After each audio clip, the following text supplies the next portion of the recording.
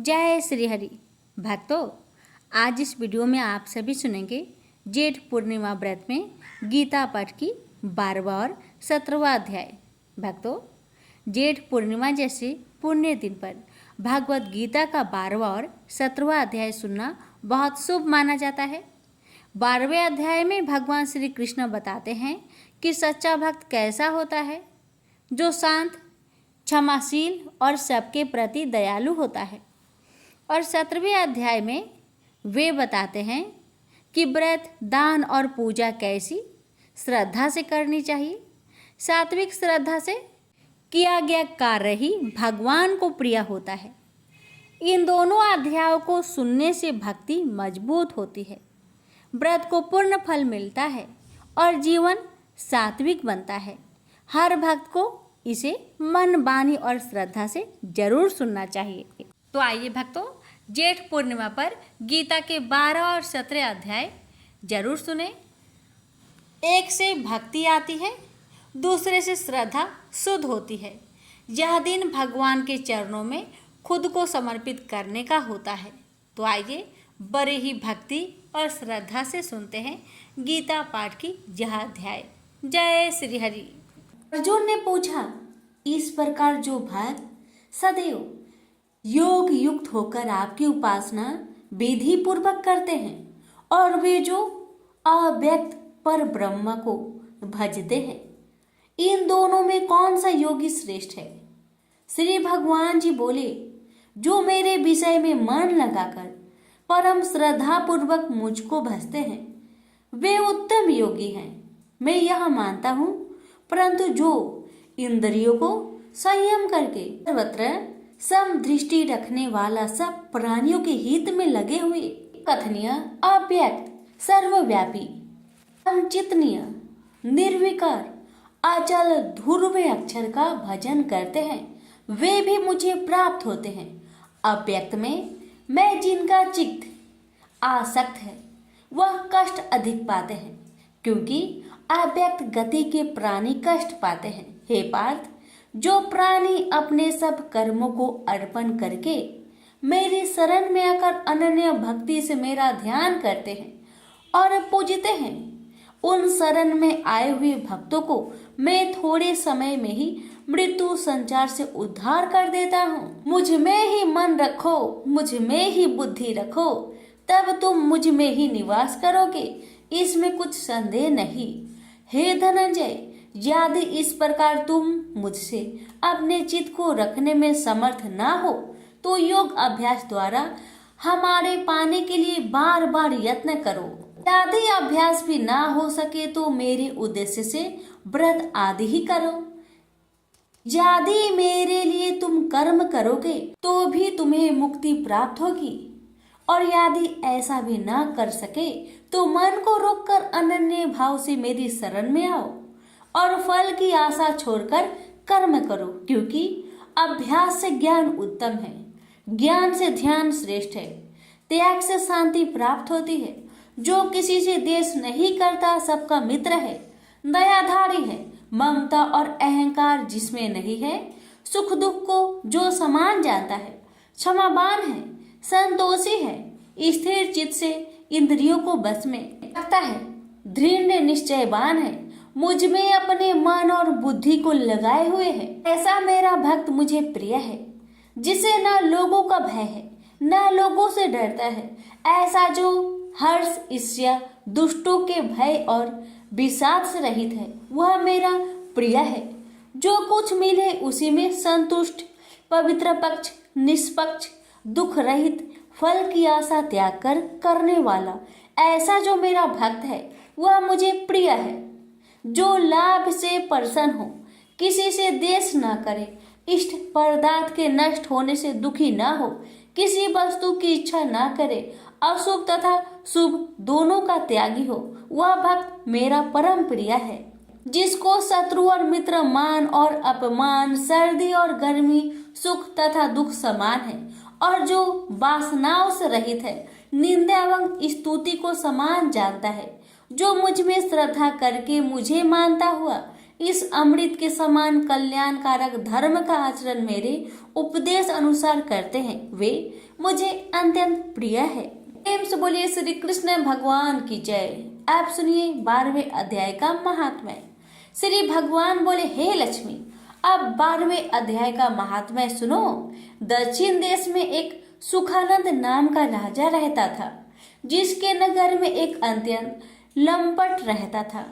एक गणिका से उसकी प्रीति थी। वह दोनों एक देवी के मंदिर में जाकर मदिरा पान किया करते, मांस खाए और भोग भोगे। और जो कोई पूछे तुम यहाँ क्या करते हो, तो कहते हम यहाँ रहकर देवी की सेवा करते हैं, ऐसे झूठ कह देते।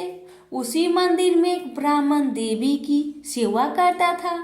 एक दिन उस ब्राह्मण ने देवी की स्तुति की। देवी प्रसन्न होकर बोली, वर मांग, जो मांगेगा सो दूंगी। उसने धन संतान का सुख मांगा। देवी ने कहा, ए ब्राह्मण, मैं अवश्य तुझे संतान दूंगी, पर एक काम कर, पहले इन दोनों का उद्धार कर ले। तब ब्राह्मण ने नारायण जी का तप किया। भगवान प्रसन्न हुए तथा नारायण जी गरुड़ पर बैठकर आए और कहा, तेरी क्या कामना है? ब्राह्मण ने पूछा, इन दोनों का उद्धार कैसे हो? श्री नारायण जी बोले, हे ब्राह्मण, गीता जी के 12वें अध्याय का पाठ सुनाओ तो दोनों का उद्धार हो जाएगा। तब उन दोनों ब्रीप ने भगवान की स्तुति कर धन्यवाद दिया। फिर ब्रीप ने उस गणिका और लंपट को बैठाकर गीता के 12वें अध्याय का पाठ सुनाया। सुनते ही उन दोनों की देही छूटी और देवदेही पाकर बैकुंठ को गए। प्रेम से बोलिए लक्ष्मी नारायण की जय। अर्जुन ने पूछा, हे भगवान, जो शास्त्र विधि को छोड़ श्रद्धा के साथ पूजन करते हैं, उनकी निष्ठा किस प्रकार की है? सात्विकी है या राजसी है अथवा तामसी है? श्री कृष्ण जी बोले, प्राणियों के स्वभाव से ही सात्विकी, राजसी और तामसी ये तीनों प्रकार की श्रद्धा है। सुनो सुनो। स्वात्विकी पुरुष देवताओं को पूजते हैं, रजोगुण यज राक्षसों को पूजते हैं और तामसी जन भूत प्रेतों को पूजते हैं। जो लोग कपट, अहंकार, काम, विषय अनुराग और आग्रह युक्त शास्त्र में न कहा हुआ उग्र तप करते हैं, वे मूर्खता से केवल अपने शरीरस्थ आत्मा को ही नहीं बल्कि मुझे कष्ट देते हैं। उन्हें निश्चय ही आसुरी प्रवृत्ति की जानिए। जैसे प्रत्येक को 3 प्रकार का आहार प्रिय है, उसी तरह यज्ञ, तप और दान भी 3 प्रकार के हैं, जिनके भेद सुनिए। आयु, सत्व, बल, आयोग, सुख और प्रीति को बसाने वाले रस, घृत युक्त पोषक तथा आनंददायक आहार सात्विकों को प्रिय है। कड़वे, खट्टे, नमकीन, गर्म, तीखे, रूखे, चरपड़े तथा दुख, शोक एवं रोगजनक भोजन राजसी लोग को प्रिय है। पहरों का रखा हुआ, बासी, अनिरस, दुर्गंध युक्त, बासी, उचिष्ट, अपवित्र भोजन तामसी लोगों को प्रिय लगता है। यज्ञ करना ही है ऐसा मन को दृढ़ करके फल की इच्छा बिना विधि पूर्वक जो यज्ञ किया जाता है सात्विक है। फल की कामना से और लोक दिखावे के लिए जो यज्ञ किया जाता है उसे राजसी मानो। शास्त्र की विधि से हीन अन्न दान, मंत्रहीन तथा बिना श्रद्धा के किया हुआ यज्ञ तामसी कहलाता है। देवता, द्विज, गुरु तथा विद्वान इनका पूजन, पवित्रता, ब्रह्मचार्य तथा अहिंसा का आचरण करना शारीरिक तप है। जिस वाक्य से किसी का दिल न दुखे, सत्य, प्रिय, हितकारी भाषण, स्वाध्याय का अभ्यास वाचिक तप है। मन की प्रसन्नता, चित्त की शांति, आत्मा निग्रह तथा निष्कपट रहना यह मानसिक तप है। यह तीनों प्रकार के तप यदि श्रद्धा से फल की इच्छा त्याग कर और योग युक्त होकर किए जाए तो सात्विकी तप कहलाता है, जो अनित्य और क्षमा तप राजस है, जो दुराग्रह से आत्मा को कष्ट देकर वह दूसरे के नाश के लिए किया जाए उसे तामस कहते हैं। जो फल की इच्छा त्याग उत्तम बुद्धि से उत्तम स्थान में सत्य पात्र के बदले कोई वस्तु लेने की इच्छा बिना दिया जाता है उसे सात्विक दान कहते हैं। जो दान प्रत्युपकार एवं किसी फल की इच्छा से कलेश पूर्वक किया जाता है उसे राक्षस दान कहते हैं। ओम तत्व और सत्य ये तीनों ब्रह्म के नाम हैं। इन्हीं से आदिकाल में वेद और ब्राह्मण है। इसी से ज्ञानी पुरुष यज्ञ दान तथा तप आदि क्रियाएं ओमकार उच्चारण सद्भाव एवं साधु भाव से किया जाता है तथा मंगलादिक विवादिक कर्म में भी जो सत कहते हैं और ईश्वर प्राप्ति के अर्थ कर्म है ये भी सत कहलाते हैं। पार्थ, श्रद्धा से रहित दान तप तथा अन्य जो कर्म किए जाते हैं वह असत कहलाते हैं। वह न इस लोक में और न परलोक में ही हितकारी है। प्रेम से बोलिए श्री कृष्ण भगवान की जय।